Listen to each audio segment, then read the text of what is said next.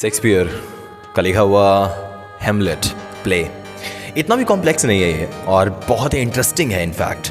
चलिए इसको समझते हैं। पूरे ह्यूमन इमोशन से भरा हुआ ये पूरा नॉवल जिसमें रिवेंज, मैडनेस, फेट सब अल्टीमेट लेवल पे है।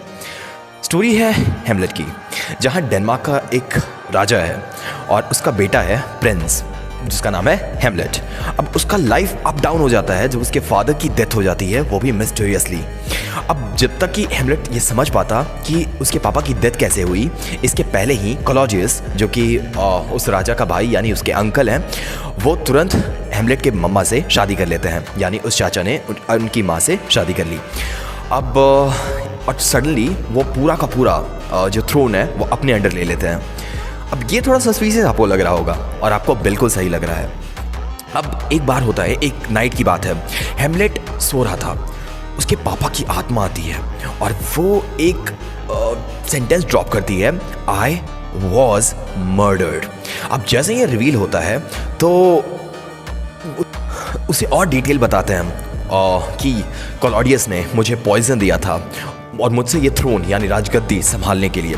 अब गोस्ट बोलता है कि मुझे रिवेंज चाहिए मेरे बेटे। हेमलेट रेडी हो जाता है और उसके पास एक स्टॉर्म ऑफ इमोशंस हैं, कभी एंगर है, डाउट है, डीप थिंकिंग है, उसे क्या करना चाहिए।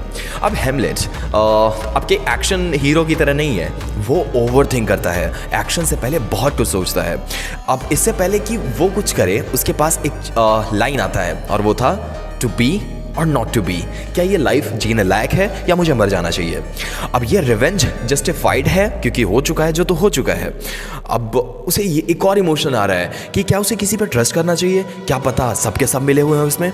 अब ये सबसे फेमस लाइन पे लाता है कि टू बी और not to be, that's the question, मुझे एग्जिस्ट करना चाहिए या नहीं करना चाहिए। अब आप वॉन्डर कर रहे होगे कि वो एक्ट करता है या फिर सब कुछ छोड़ देता है। हेमलेट एक्ट करता है, एक क्लेवर प्लान के साथ वो आता है।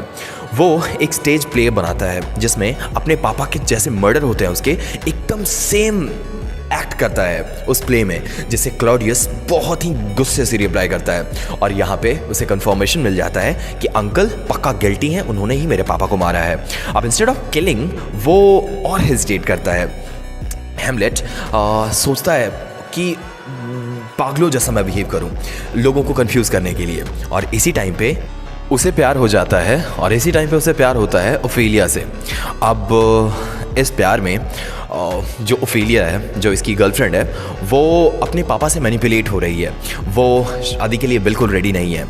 अब जो हेमलेट तो हमेशा से क्लॉडियस को मारना चाहता था, जो उसके अंकल थे जिन्होंने उनके पापा को मारा था, लेकिन अनफॉर्चुनेटली गलती से वो पोलोनियस को मार देता है।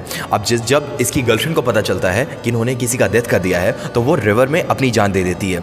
अब ये शायद सुसाइड होता है या एक्सीडेंट, ये अभी तक पता नहीं चला। अब ये क्लाइमेक्स आता है एक स्वॉर्ड फाइट का, जहाँ ओफेलिया का ब्रदर जो लिएटस है वो चैलेंज करता है हेमलेट को फाइट के लिए, और क्लॉडियस जो हेमलेट का खुद का अंकल था जो कि अब पापा बन चुके हैं, वो एक स्वॉर्ड प्रिपेयर करते हैं पॉइजन से भरा हुआ ताकि उसकी डेथ हो जाए। लेकिन बहुत कन्फ्यूज़न यहाँ हो जाता है। ग्रेटेड एक्सीडेंटली पी लेता है पॉइजन और उसकी मौत हो जाती है, और लिएटस खुद के पॉइजन के स्वॉर्ड में अपनी जान दे देता है। हेमलेट फाइनली मार देता है क्लॉडियस को भी, और लास्ट में हेमलेट खुद मर जाता है पॉइजन के साथ। अब सीन ऐसा हो गया है कि चारों तरफ डेड बॉडीज़ ही डेड बॉडी है, सबके सब मरे पड़े हैं, किसी ने किसी और को मार दिया, किसी ने किसी और को मार दिया, और इस तरह से आसपास सिर्फ डेड बॉडीज़ हैं। एंड में जब सबके सब मर चुके हैं तो डेनमार्क एकदम खाली सा हो गया है, वहाँ कोई रूलर नहीं है। एक फॉरेन प्रिंस आता है, अब वहाँ पे उसको टेक ओवर कर लेता है उस जगह को। अब एक डार्क नोट के साथ ये पूरा का पूरा जो प्ले है वो फिनिश हो जाता है। Revenge is messy and over thinking can be as deadly as action, यानी जितना एक्शन डेडली हो सकता है उतना ही ओवर थिंकिंग डेडली हो सकता है। ये थीम था हमारे हेमलेट का और ये पूरा एक्सप्लेनेशन था। वैश आप समझ चुके होंगे हेमलेट जो है वो इस फ्रेंड्स के और इसके कॉन्सिक्वेंसेस पे रिलेट करता हुए बना है। ये बताता है कि मैडनेस कितना हाई हो सकता है, डेथ और मीनिंग ऑफ लाइफ क्या है ये एक्सप्लेन करता है, और ये भी बताता है कि पावर करप्शन के साथ आता है। और करप्शन पावर के साथ।